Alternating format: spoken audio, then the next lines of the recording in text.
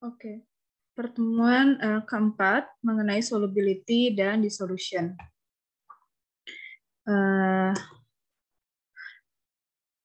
Solubility itu merupakan suatu parameter fisikokimia yang penting untuk diketahui pada tahap preformulasi. Mengapa? Karena pertama, solubility itu merupakan parameter yang sangat berpengaruh pada proses absorpsi obat melalui gastrointestinal tract, di mana obat perlu ada dalam keadaan terlarut, kemudian dia bisa terdistribusi dan selanjutnya mengalami proses absorpsi. Proses absorpsi ini sendiri secara langsung akan mempengaruhi efikasi atau efek terapi dari obat. Yang kedua, untuk menentukan proses formulasi. Hal ini akan menentukan metode seperti apa yang akan kita gunakan untuk pembuatan sediaan dan juga eksipien yang dibutuhkan dalam pembuatan sediaan. Dan yang terakhir adalah stability dosage form. Hal ini seringkali dibandingkan antara kelarutan dan dosis obat yang akan digunakan dalam sediaan. Ketika solubility-nya itu lebih rendah dibandingkan dengan dosis, maka bisa terjadi pengendapan dari obat dalam sistem sediaan kita. Maka perlu dilakukan beberapa cara untuk peningkatan kelarutan dari obat tersebut dalam sediaan.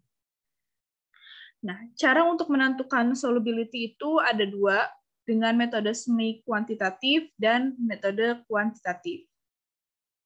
Metode semi kuantitatif dapat kita lakukan dengan menambahkan solut atau zat terlarut dalam jumlah kecil yang meningkat dari waktu ke waktu ke dalam sejumlah volume pelarut yang jumlahnya tetap.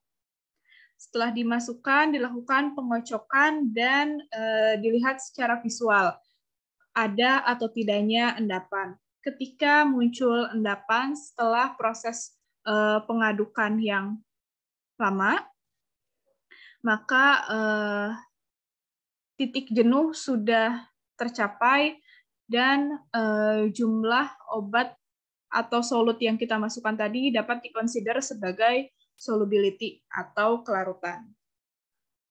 Kemudian metode kuantitatif dengan cara mensuspensikan solut atau zat terlarut ke dalam suatu pelarut juga, dan kemudian dikocok dengan konstan.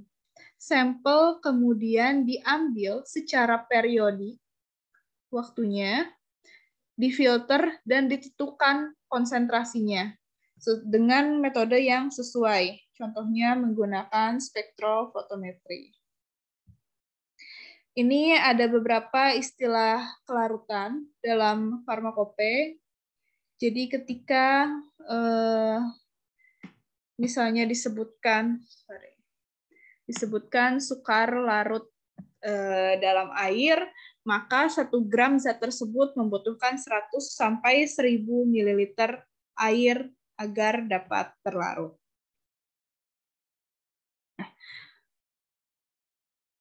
Nilai kelarutan suatu obat itu sangat dipengaruhi oleh pH larutan.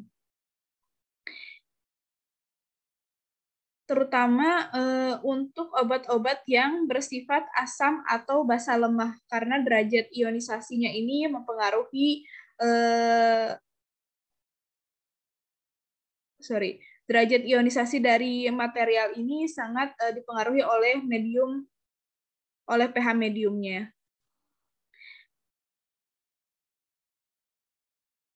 Kemudian kelarutan yang jenuh itu dia menunjukkan total jumlah yang terlarut dari molekul yang terionisasi dan molekul yang tidak terionisasi.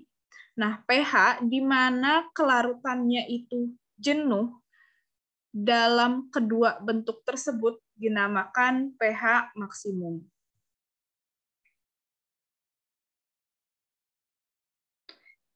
seperti yang dilihat di gambar di samping ini, bahwa kelarutan dari penazopyridin HCl ini sangat dipengaruhi oleh pH. Ketika pH-nya sekitar 1,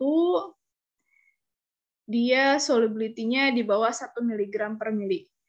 Kemudian ketika ditambahkan HCl, dilihat dari peningkatan pH, solubility atau jumlah zat yang terlarutnya semakin tinggi, sampai suatu titik mencapai kondisi supersaturated. Dan ketika ditambahkan, yang tadi ditambahkan NaOH ya, bukan HCl. Kemudian ditambahkan NaOH lebih lanjut, pada pH 4-12 kelarutannya itu sangat rendah.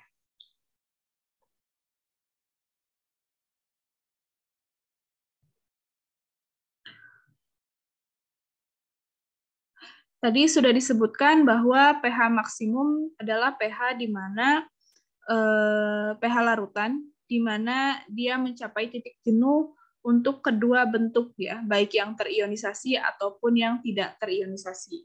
Ini contohnya pH max, itu adanya di sini. SA ini keadaan saturasi untuk asam bebas dan atau terionisasi, dan SA aksen ini dalam keadaan tidak terionisasi.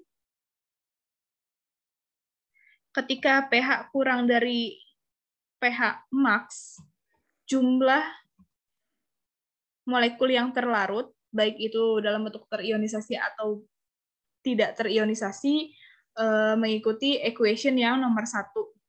Namun, keadaan di atas pH maksimum, solubility total atau solubility solubility molekul terionisasi dan tidak terionisasinya itu mengikuti equation nomor 2. Nah, ini contoh dari proses disosiasi dalam suatu medium, di mana di sini ada H+, ketika dia berinteraksi dengan air membentuk H3O+. Kemudian ini ada H2CO3, asam karbonat, dia terdisosiasi menjadi H+ dan HCO3-. Nah, aktivitas hidrogen di dalam air ini berbanding lurus dengan aktivitas hidrogen ditambah dengan konsentrasi hidrogen itu sendiri dalam satuan molar.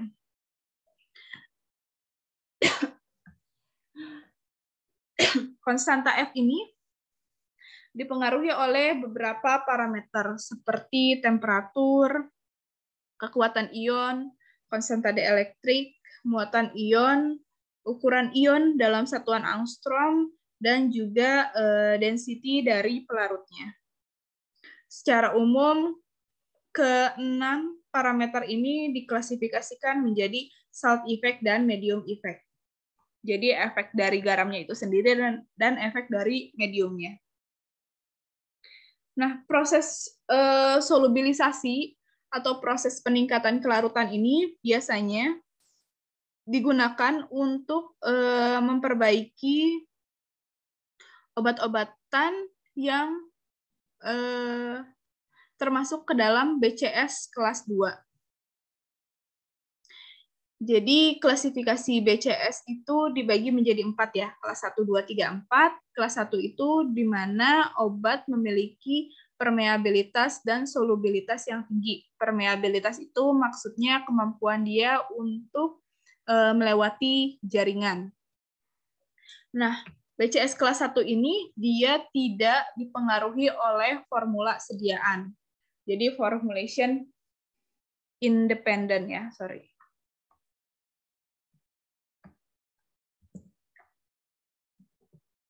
Sedangkan BCS kelas 2 ini, dia permeabilitasnya tinggi namun dia memiliki keterbatasan dalam kelarutannya, sehingga dapat kita perbaiki dari segi formula. Untuk kelas 3 ini, dia memiliki kelarutan yang tinggi, namun kemampuannya dia untuk melewati jaringan adalah rendah. Jadi, rate limiting step-nya bukan di formula, tapi di barrier properties-nya. Biasanya tidak bisa kita perbaiki dalam pengubahan formula, kecuali ditambahkan zat-zat tertentu yang dapat mengganggu struktur dari barrier tubuh kita. Kemudian kelas 4 itu obat-obatan yang memiliki sifat low permeability dan low solubility. Yang ini berarti rate limiting step-nya di solubility dan permeability ya. Berarti ada di barrier dan formulasinya. Nah, ini kurang lebih perjalanan obat ketika akan diabsorpsi. Jadi obat itu ada dalam sediaan kita, ketika diminum dia masuk ke dalam saluran pencernaan. Nah, di saluran pencernaan dia akan terdisolusi. Di sini ada konstanta disolusi. Kemudian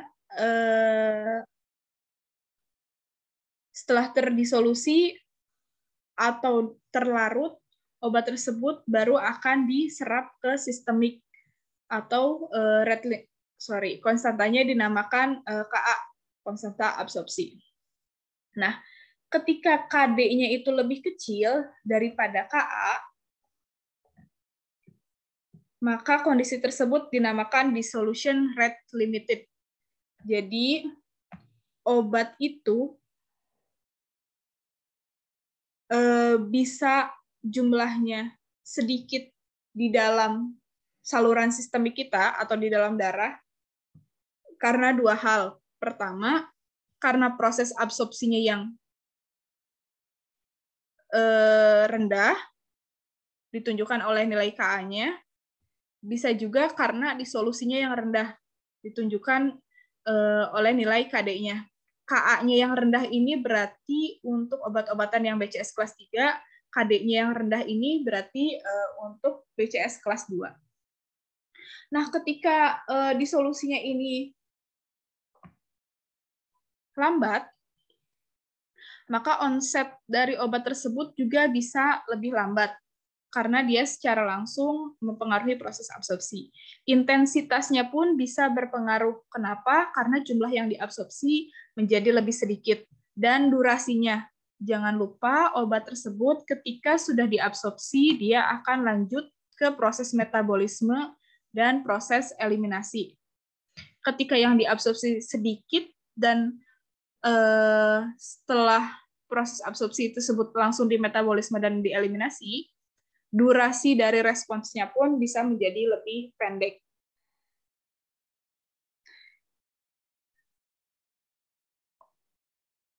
Metode solubilisasi ini biasanya kita aplikasikan untuk obat-obatan yang moderate dan poor solubility-nya.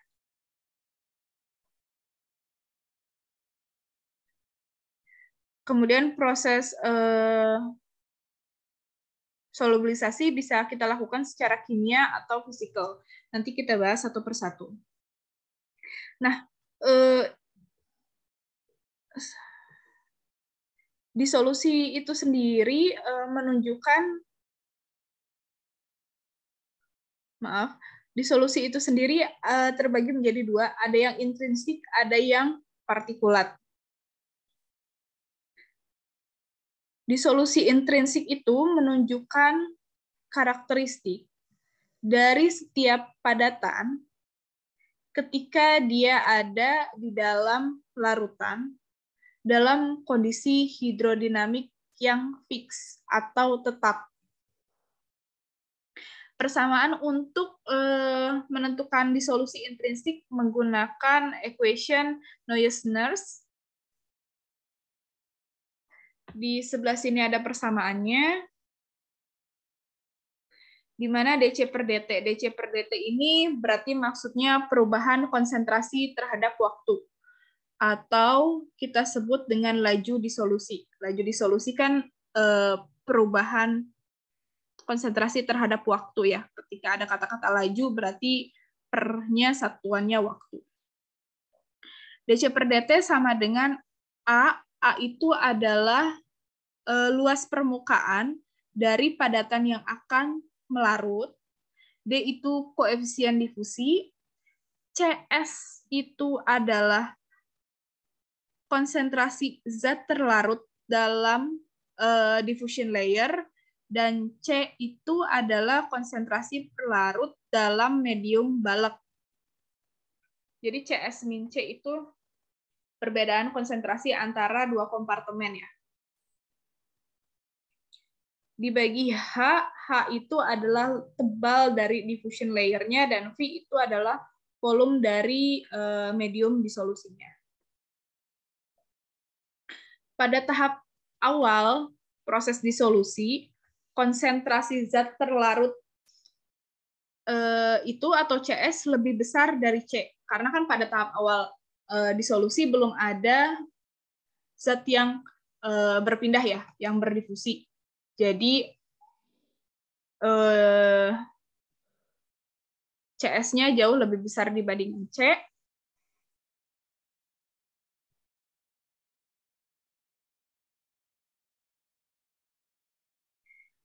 Itu nilainya mendekati kelarutan jenuhnya atau saturation solubility-nya. Jika A dan V-nya selalu konstan. Jadi DC per DT bisa juga kita sebut dengan K kali S. Karena A dan V-nya konstan. Kemudian K ini adalah A kali D per HV, ya ini konstan. Kemudian CS min C-nya mendekati saturation solubility.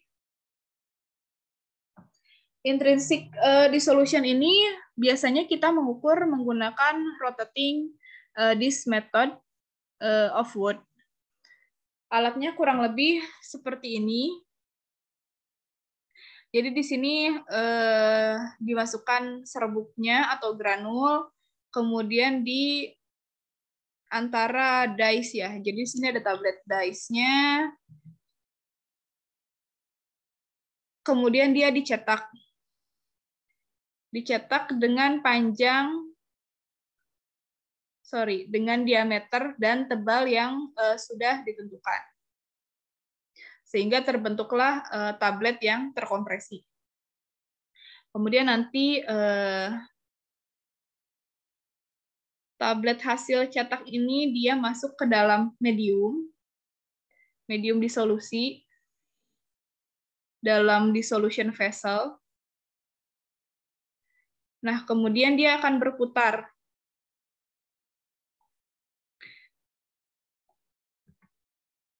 Menggunakan alat ini, luas permukaan tablet yang terpapar dengan medium disolusi akan selalu fix, akan selalu tetap dari waktu ke waktu. Karena tablet yang terpapar hanya ada di bagian bawah ini.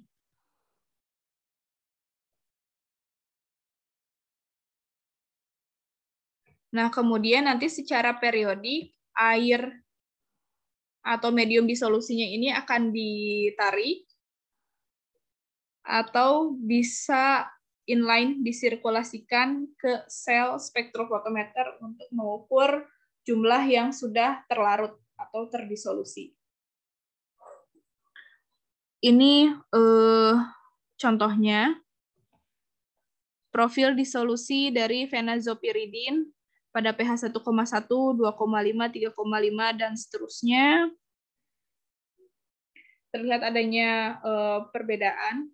Jadi dia semakin tinggi pH disolusinya, jumlah yang dissolve-nya semakin rendah. Bisa terlihat ya perbedaan solubility dan disolusi itu dari diagramnya. Kalau solubility, dia itu tidak ada satuannya terhadap waktu. Jadi biasanya hanya jumlah yang terlarutnya saja dibandingkan terhadap pH misalnya.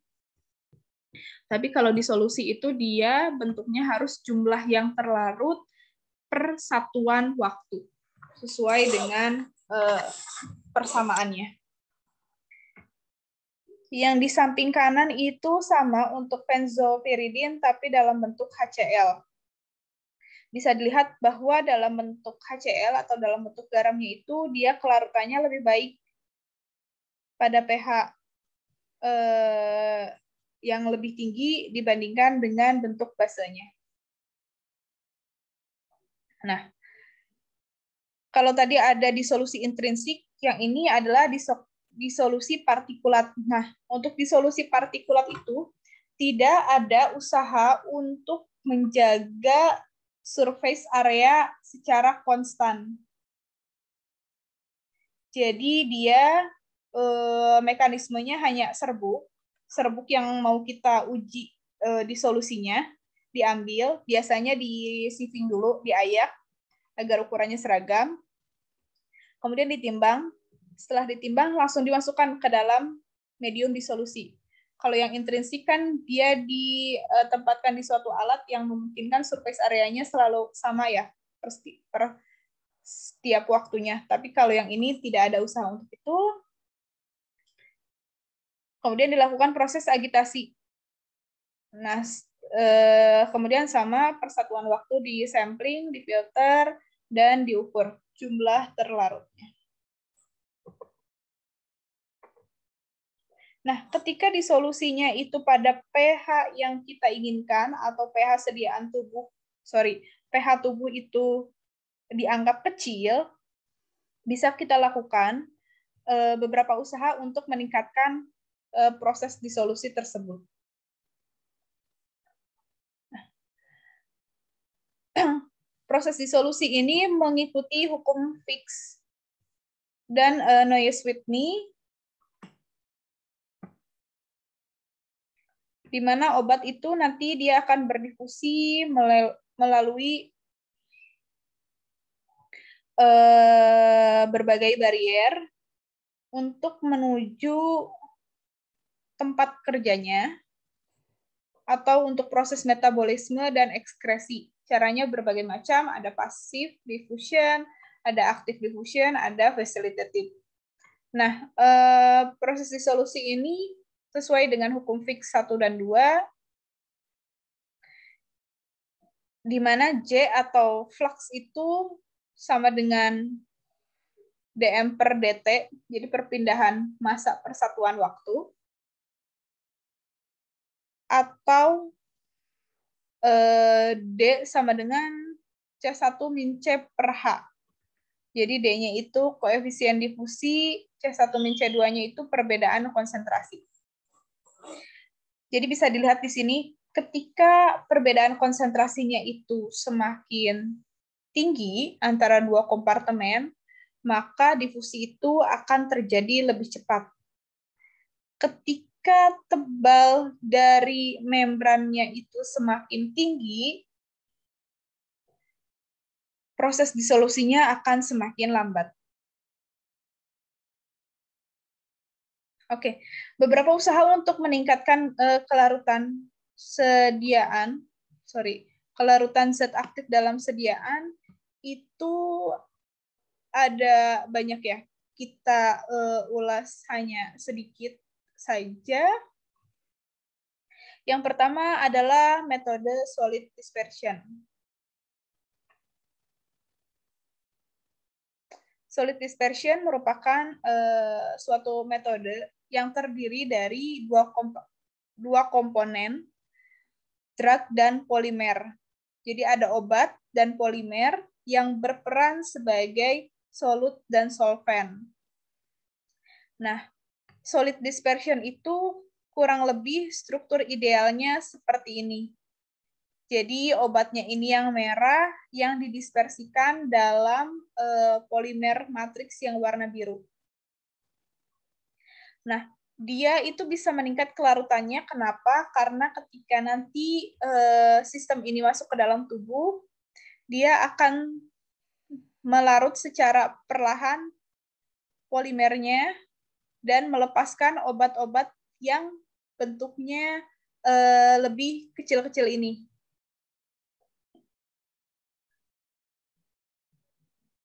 Ketika tidak ada polimer, obat tersebut bisa tersusun rapi seperti ini, kurang lebih, sehingga proses pelarutannya itu membutuhkan energi yang lebih besar untuk memutus ikatan antar partikelnya ini. Tapi kalau sudah dibentuk solid dispersion, dia dengan mudah bisa polimernya menggembung atau melarut sehingga melepaskan obatnya. Nah, tapi solid dispersion ini juga bisa memiliki beberapa struktur ketika misalnya prosesnya belum optimum. Misal struktur yang B, di mana obatnya itu belum terdispersi secara sempurna di antara polimer, sehingga masih terbentuk partikel yang saling berikatan satu sama lain, atau crystalline drug formation. Atau kalau yang ketiga, di mana masih ada bagian-bagian yang belum homogen. Jadi polimernya sendiri di sini, kemudian drugnya dia amorphous, tapi ada di sisi yang tidak merata.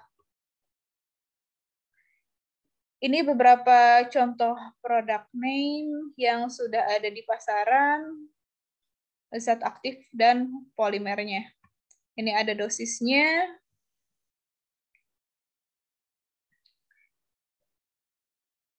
Kemudian di sini ada metode penyiapannya. Jadi metode penyiapan solid dispersion itu ada macam-macam, tidak akan kita bahas di sini.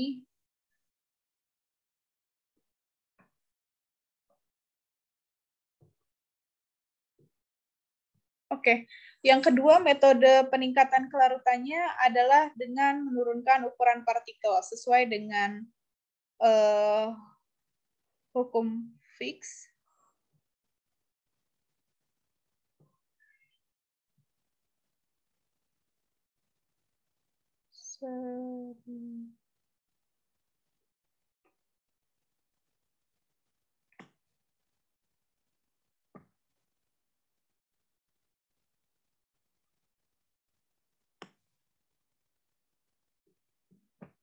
Dengan persamaan yang ini ya.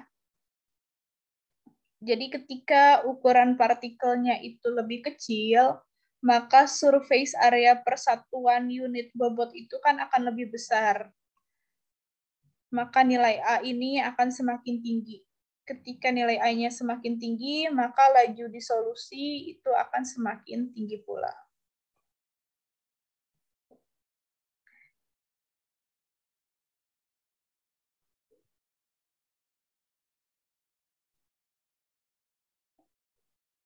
Nah, di abad 20-an ini mulai banyak berkembang nanomaterial. Jadi kalau asalnya penurunan ukuran partikelnya itu masih dalam ukuran mikron, sekarang itu mulai berkembang penurunan ukuran partikel hingga ukuran nano, yaitu 100 sampai 1000 nanometer. Untuk yang nanomaterial ini, metodenya berbeda dengan metode penghalusan sampai ukuran mikron. Karena nanomaterial ini dia memiliki energi bebas permukaan yang cukup tinggi. Sehingga biasanya selain terdiri dari senyawa murni, dia itu ditambahkan penstabil agar si materialnya tidak bergabung kembali. Penstabilnya ini biasanya berupa surfaktan atau polimer yang teradsorpsi di permukaan partikel. Jadi untuk menghalangi bergabungnya kembali material nano, ini ada surfaktan dan polimer yang diadsorpsikan. Nah, ketika penurunan ukuran partikelnya itu sudah mencapai ukuran nano, perlu dilakukan karakteristik ulang secara in vivo, baik itu bioekivalensi dan farmakokinetiknya. Karena resikonya tinggi ya. Ketika nano, dia bisa saja melewati membran barrier yang seharusnya tidak boleh dilewatin oleh obat tersebut karena beresiko memberikan efek samping yang tinggi misalnya ketika dia mencapai suatu tempat kerja yang lain. Oke, ini ada beberapa contohnya, ada obat danazol, metode penurunan ukuran partikelnya media milling, ukuran partikelnya 169. Ini keuntungannya, silakan dibaca. Kemudian pembentukan material amorf. Nah, jadi ada obat-obat yang bentuknya itu kristalin, dia tersusun rapi seperti ini, ada juga yang amorfos. Amorfos itu lebih acak. Nah, ketika bentuknya acak atau amorf ini, maka laju disolusinya bisa lebih tinggi. Kenapa? Karena tidak ada energi kisi yang menjadi barrier termodinamik untuk disolusi. Nah, jadi ikatan antar partikel yang kristalin ini kan kuat ya, karena dia tersusun rapat seperti ini. Beda dengan amorfos. Kalau amorfos itu dia ikatan antar partikelnya lemah sehingga partikel air dapat dengan mudah menyusup di antara partikel-partikel amorf ini. Penyusupan partikel air itu kan bisa didefinisikan sebagai solubility atau proses pelarutan. Metode amorfisasi itu ada banyak, ada solvent method, hot melt teknologi, dan milling, tergantung dari karakteristik API-nya.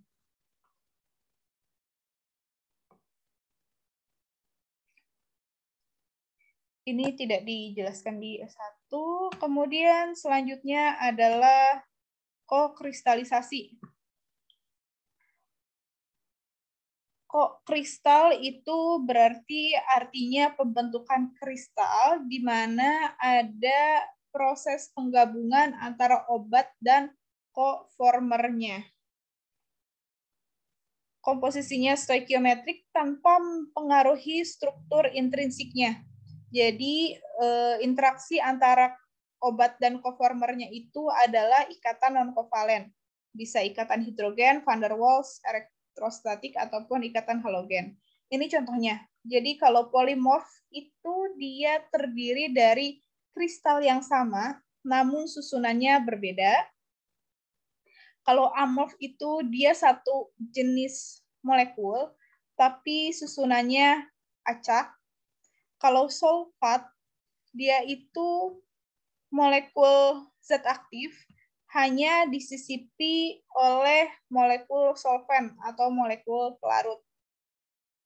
Kalau salt atau garam, dia itu interaksi antara molekul yang terprotonasi dan deprotonasi. Seperti NaCl, Na+, dan Cl jenisnya. Sedangkan kokristal, dia itu terdiri dari dua molekul. Satu molekul aktifnya, satu koformernya.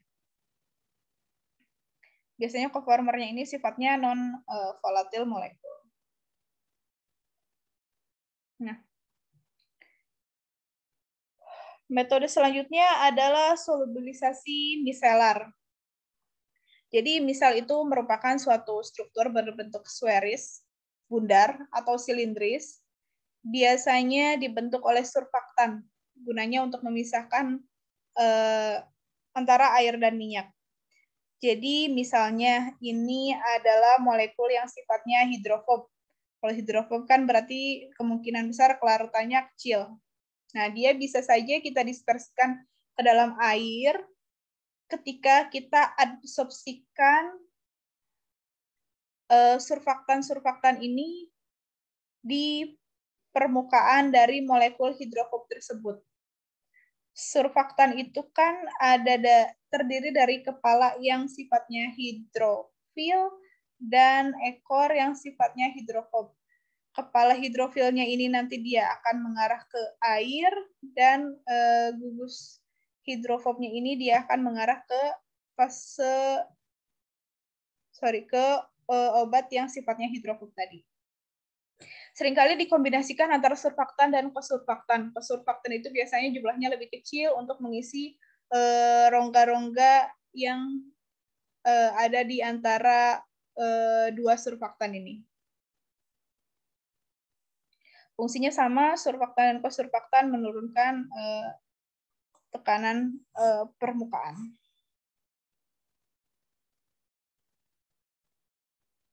Tegangan permukaannya. Nah, kapan sih misal itu terbentuk? Misal itu terbentuk pada KMK, Critical Missile Concentration. Jadi ketika misalnya ini ada air, kemudian ini udara, dan di sini adalah tegangan antar muka antara udara dan air.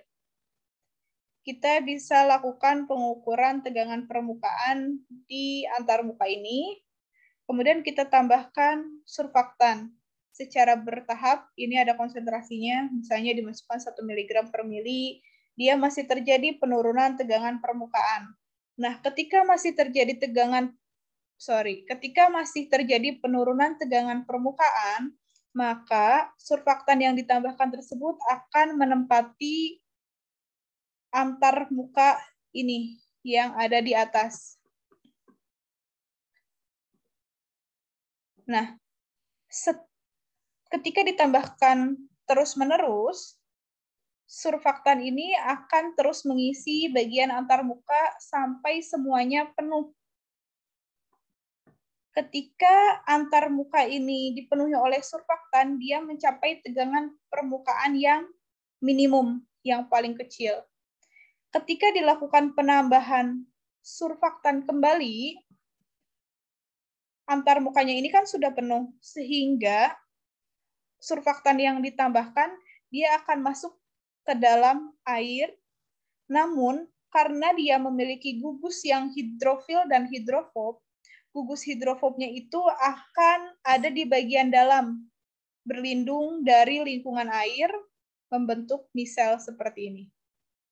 Ketika misel terbentuk, sudah tidak ada lagi penurunan tegangan permukaan.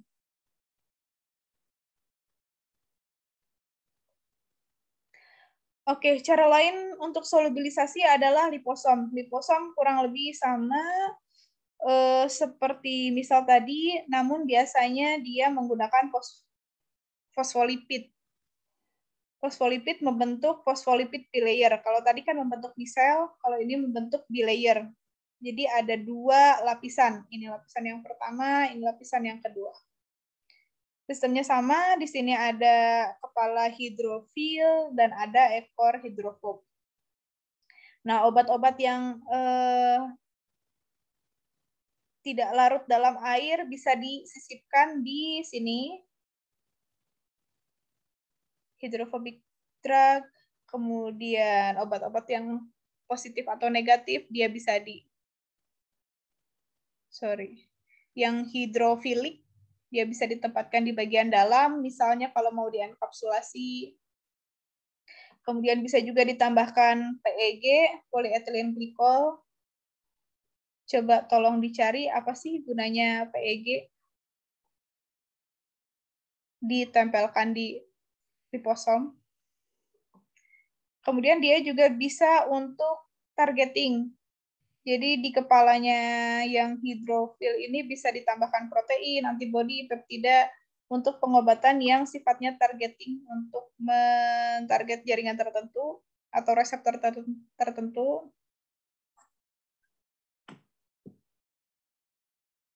Bisa juga untuk theranostic liposom.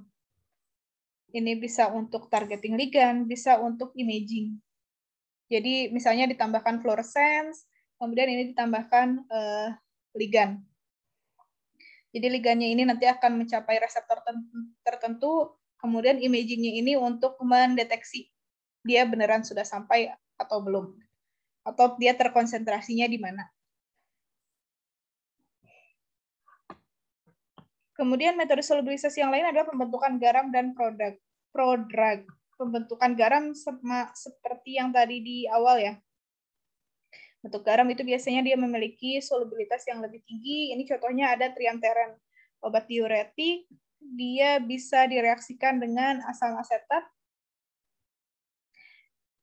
dan juga garam-garam yang lain, garam fosfat, sulfat, nitrat, dan hidroklorida. Kemudian kita cek garam mana yang kelarutannya lebih tinggi. Biasanya itu yang digunakan untuk tahapan formulasinya. Kemudian prodrug. Kalau prodrug itu berarti dia obatnya diikatkan secara kovalen dengan suatu senyawa yang sifatnya inaktif. Jadi belum bekerja ketika bentuknya masih prodrug. Namun ketika dia masuk ke dalam tubuh, senyawa inaktifnya itu nanti dia akan terlepas senyawa inaktifnya sehingga menghasilkan senyawa obat yang aktif. Pelepasan senyawa inaktifnya ini bisa dengan reaksi hidrolisis atau enzimati. Kemudian penggunaan prodrug ini selain mempengaruhi kelarutan dapat juga mempengaruhi stabilitas dan sifat organoleptik. Stabilitas ini misalnya maksudnya prodrugnya lebih stabil terhadap humid atau terhadap asam. Itu bisa ya.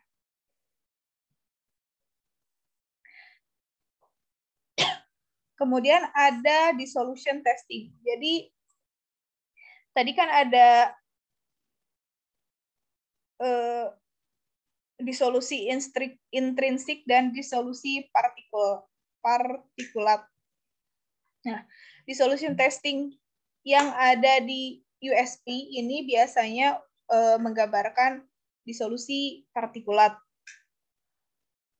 Jadi ketika misalnya kita memiliki sediaan tablet atau misalnya sediaan granul, di monografnya itu dipersyaratkan uji disolusi.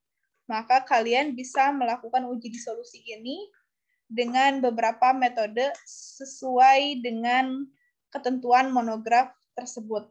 Jadi kalau misalnya bisa menggunakan aparatus 1, 2, ya berarti kalian pilih tergantung kelebihan dan kekurangannya masing-masing dan availability-nya. Tidak semua tablet atau serbuk atau sediaan lain ini wajib melakukan uji disolusi. Jadi tergantung ketika monografnya mensyaratkan, dia harus melakukannya. Biasanya obat-obat yang disyaratkan uji disolusi ini adalah obat-obat yang disyaratkan untuk melakukan uji bioekivalensi. Untuk untuk tablet kunyah atau chewable tablet itu dia tidak perlu dilakukan uji disolusi. Untuk tablet yang enteric coated, dia uji disolusinya mengikuti obat dengan klasifikasi modified release. Aparatus atau alat uji disolusi itu menurut ISP ada 4. Ada basket, pedal, reciprocating cylinder, dan flow through cell. Ini biasa disebut aparatus 1, 2, 3, dan 4. Kemudian acceptance kriteria atau kriteria penerimaannya pun berbeda-beda untuk yang konvensional atau immediate release, untuk yang sustained release, dan untuk yang delay release. Ini contoh kriteria penerimaannya. Jadi pertama, misal yang diujikannya itu 6 pieces tablet. Ini level S1 dibilangnya. Jadi yang diujikan baru 6.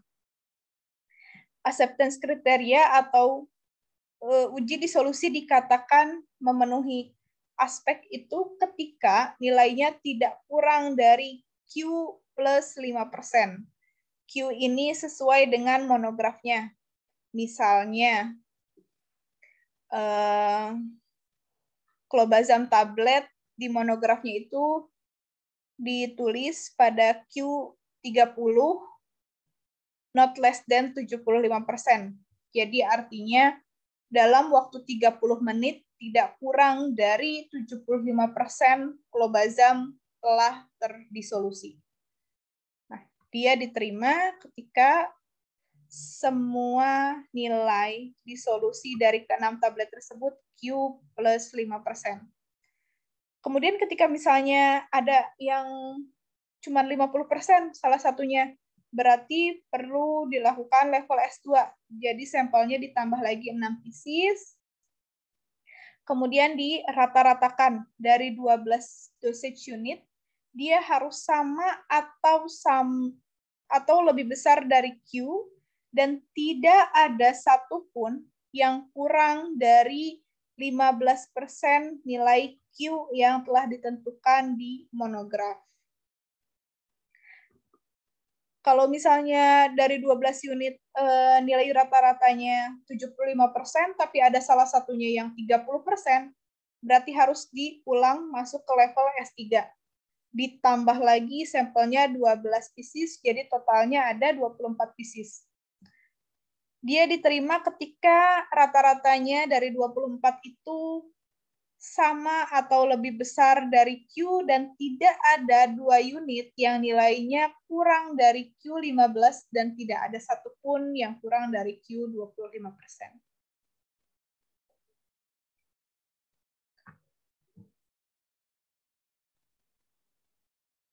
Oke, ini ada soal latihannya untuk menghitung kelarutan total dan pH dari larutan, dan ada tugas yang kedua. Jadi tadi kan ada 4 aparatus tugasnya per orang. Coba tolong bedakan masing-masing dari aparatus tersebut. Kan ada 4, mulai dari penggunaannya. Aparatus 1, 2, 3, 4 itu digunakan untuk obat yang seperti apa, caranya, cara preparasinya seperti apa, alatnya seperti apa, kekurangan dan kelebihan. Jadi ada 4 poin ya. Peruntukan obatnya, kemudian alatnya seperti apa, preparasi sampelnya, dan yang terakhir kekurangan dan kelebihannya. Oke, terima kasih. Selamat siang.